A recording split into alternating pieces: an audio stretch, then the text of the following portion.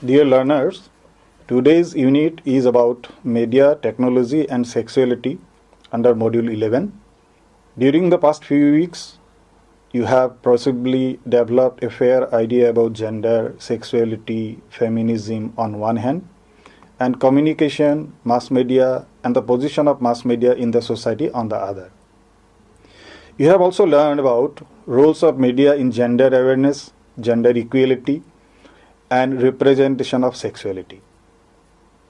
This unit we'll discuss about the history of the development of mass media and the role played by technology in these developments, how various developments in media shaped the gender identity as well as sexual identity, the role of technology in developing a digital culture, and the intersection of technology and gender identity in our society. After going through the unit, you will be able to understand how technological developments in the last century and the first 2 decades of this century transformed mass media in respect of production, distribution, and consumption. You will also be able to understand how the transformation of mass media has helped in creation of a digital culture, how position of gender as well as sexuality in the society has undergone change due to the democratization of media, at least in production and consumption, which has been in direct result of technological advancement, and you will be able to imagine what may be the future implications on the gender and sexuality in the society due to the further advancement in technology. Technology and the media are interwoven, and neither can be separated from the contemporary society in most of the developed, developing, and underdeveloped countries. With the invention of printing press, media became massified, that is, produced, distributed, and consumed in a mass scale. Since then, technology started to have major influence on how and where information is shared. It is very important to discuss media and the different ways societies communicate together with the fast moving pace of technological change.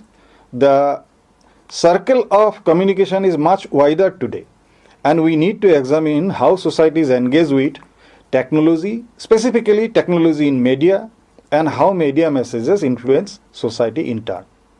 Maybe 2 decades ago, your holiday trip would have been known to your family and a few close friends. You would have used the phone, letters, or personal get-together to share your experience, but you would not have probably call up several hundred people, including your very little known acquaintances, to let them know. Today, you might join an online platform like Facebook or Instagram to share pictures of your holiday trip. Let us now briefly review the development of mass media and its link with society. In ancient Rome, text or image containing information were hand copied onto boards and carried around among the people to keep the citizenry informed. The way people share information changed with the invention of the printing press. For the first time, there was a way to spread knowledge and information more widely and efficiently. Newspaper, magazines, books, and other printed materials had not only changed the communication process in the society, but also wielded an enormous amount of power to create social construct and discourse. Print media was also used for the dissemination of intercultural or revolutionary ideas. For example, Vladimir Lenin's Irka, meaning the Spark, it's a newspaper published in 1900, played a significant role in Russia's growing communist movement. In India, Mahatma Gandhi's Young India, Navjivan, and Harijan, these are all publications brought out by Mahatma Gandhi. Those played important role in mobilizing Indian people against British colonialism. With the invention of telegraph in the mid-19th century, it became possible for information to be transmitted in minutes. And then, with the invention and spread of radio and television in the 20th century, there was dramatic changes in the ways people shared or consumed information, entertainment, and news. The circulation of newspaper steadily decreased, and in the 21st century, people started to turn to internet news sites with handheld smartphones to stay informed. The shift away from the print media as a source of information has profound effects on societies. When the news is given to a large, diverse conglomerate of people, it must maintain some level of broad-based reporting and balance in order to appeal to a broad audience and keep them subscribing to it. Let us now look at the sexual identity, behavior, and orientation. Sexual identity and resultant sexual behavior are closely related to sexual orientation. You may refer to the reading materials and the references given under this video. While sexual identity refers to one's idea about oneself in terms of sexuality, sexual behavior is the actual act performed by an individual based on the identity he or she perceives. Sexual identity can be found in the answer to the question, who am I sexually? Sexual orientation refers to the attraction one feels towards persons of the opposite sex or gender, the same sex or gender, to both sexes or more than one gender, or to no one. There are four components of sexual identity: biological sex, gender identity, social sex role, and sexual orientation. As perhaps you have already learned, there are many sexual identities based on the above components. The major sexual identities are asexuality, that is, the lack of sexual attraction to others. Then bisexuality, attraction towards both males and females. Heterosexuality, attraction to person of the opposite sex. And homosexuality, attraction to other persons of the same sex. And pansexuality, finally, attraction towards people regardless of their sex or gender. Although these identities existed ever since human beings came into being, the societal acceptance is mainly for heterosexuality. However, all other sexual identities eventually come out. This coming out happens in three phases. First is self-realization of oneself, or realizing one's sexual orientation. Second phase is deciding to come out to others or communicate with others about one's sexual realization, sexual identity. And third phase is, accordingly, to openly describe the sexual identity and engage in the sexual behavior. You must have realized by now all these phases happen within the society, and communication plays a major role in all these phases. Various studies have shown that sexual identity can be affected by family conditions, educational environment, society, and media. If the family is not open to or ready to accept that there may be different sexual identities apart from heterosexuality, one may find it intimidating to even try for self-realization. Education can help, but lack of education may again push one towards guilt, shame, and self-doubt. In conservative societies, people face different challenges to express their gender identity if they have a gender identity different from the norm of the society. Communication and media helps them in more than one ways to form their own community within the greater society. Let us now discuss technology, media, and gender identity and the space where they intersect. Sexual double standards prevailing in almost all societies allow boys and men to be openly sexual, while expecting sexual modesty or even abstinence from girls and women. It is difficult for people other than with heterosexual identities to communicate, live, and enjoy life in such societies. Technology has transformed media in last century in such a way that it has become extremely easy for one to communicate with many, as different barriers to communication have been removed by technology. For example, distance and geographical barriers have been removed. Electronic devices have made replication of messages and distribution of messages easy. Community information and communicating within the community has gone online.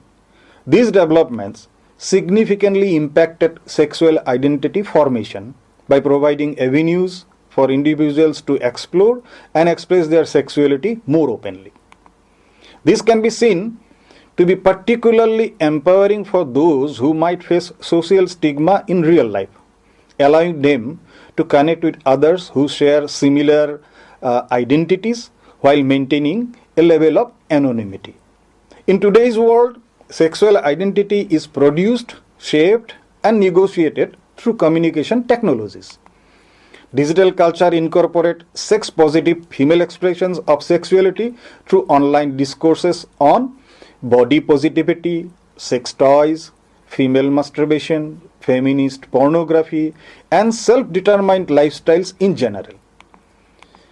Against this backdrop, digital platforms are adopted by some women to explore and express their heterosexual desires and identities. Online pornographies and self-created erotica are means for adolescent girls and young women to explore their heterosexual identities and build communities with like-minded peers. However, concern about privacy, potential for online harassment, and the influence of curated digital representations of sexuality also exist. Female digital empowerment often goes hand in hand with this empowerment, as evidenced online and offline body shaming and slut shaming, sexual harassment and rape threats, as well as the rise of anti-feminist movements. The intersection of gender identity and technology is very complex, with implications for privacy, access, and representation. At the same time, there is prospects of harnessing technology to create a more gender inclusive future and emancipation. Gender inequality and gender discrimination is still deeply embedded in technologies and needs to be addressed. For example, women have less access to and control over digital technologies than men. Different gender need different concerns for protection of privacy, but technology may ignore the gray areas between masculine and feminine gender. Another major concern in the technology gender intersection is that gender biases in real world is replicated in digital world. For example, generative artificial intelligence has proved to carry gender biases in terms of beauty, attractiveness, etc. So let us now see how technologies actually developed. It is difficult to categorize various development of technology in the last 100 or so years. We have heard about first industrial revolution, when technology led to development of various machines and mass production of goods.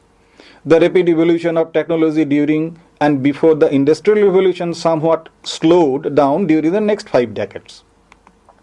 Then the last century again saw massive technological advancement till 1960s, and then again from 1990s. There are various theories explaining technological development in human society. However, we will only discuss the classical evolutionary model that is used mainly in economics and which is similar to biological evolution model for the purpose of this unit. The classical evolutionary model of technological change describe how technology evolves over time through variation, selection, and retention. According to this model, new technologies are created based on existing ones. Then technologies improve and adapt gradually as they interact with society. And then technologies are selected based on cost shares and productivity growth rates. Finally, technologies continuously developed without sudden discontinuities. For example, floppy disks were created based on computer hard disk that retains data, then improved and upgraded, and then improved and upgraded and then replaced by zip disks, CDs, DVDs, which were in turn improved to the limits of the technology, and we were then replaced by flash drives. This brings us to the discussion on digital culture and digital sexual identity. Expressions and explorations of sexual identity occurs in analog and digital context, both. For example, a person can put a rainbow flag in their front yard or and on their Facebook profile, and are related with experiences of empowerment and disempowerment.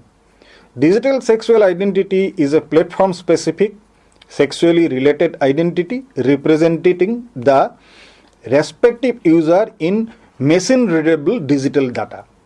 If, for example, when someone registers on Grindr, the world's largest social networking app for gay, bi, trans, and queer people, a digital sexual identity is immediately created.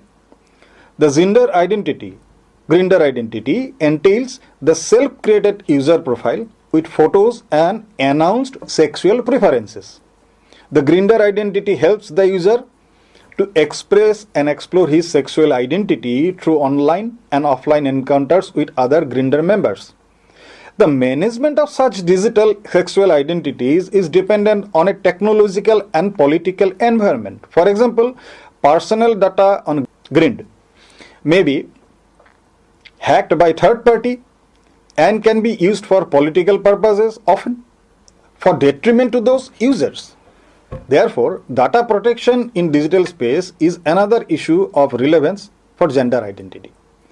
Sexual empowerment is a process of personal growth and increasing control over one's sexual life and circumstances that also include collective social and political action. Digital space can help in this empowerment, providing expression and scope for exploration, including self-validation, community support, as well as involvement in and solidarity for sexual rights activism. At the same time, digital space may also lead to sexual disempowerment. People with marginalized sexual identities may be targeted by online hate speech and trolling. They may experience identity devalidation, suffer from isolation and stigmatization, or sexual victimization within their own online communities and face the risk of discrimination and platform censorship. Another issue of concern is digital stereotyping of mainstream heterosexual identities and gender roles, as if only heterosexual identities are normal and rest are aberrations. This may lead to misogyny, anti-feminism, and also racism and considerable restriction and disempowerment of lesbian, gay, bisexual, trans, intersex, queer, and other non-heterosexual and non-gender, non-binary identities. The issue related to online communities and gender unit will be discussed in the next unit. But right now, possibly the best thing that happened to media because of technological advancement is the democratization of the media. The production of media content and the consumption of media content has been democratized. During the early stages of print media, the production distribution was controlled by few people with power and capital. This was because of the high cost involved in sophisticated media production and distribution system. With proliferation of internet and digital media and later online platforms, everyone can now become producer of media content. The cost of hardware for media production has become widely and easily available in the form of cheap smartphone. This has somehow given power to a large number of population in terms of media production and consumption. Anybody can, with a smartphone now, can produce and consume digital content.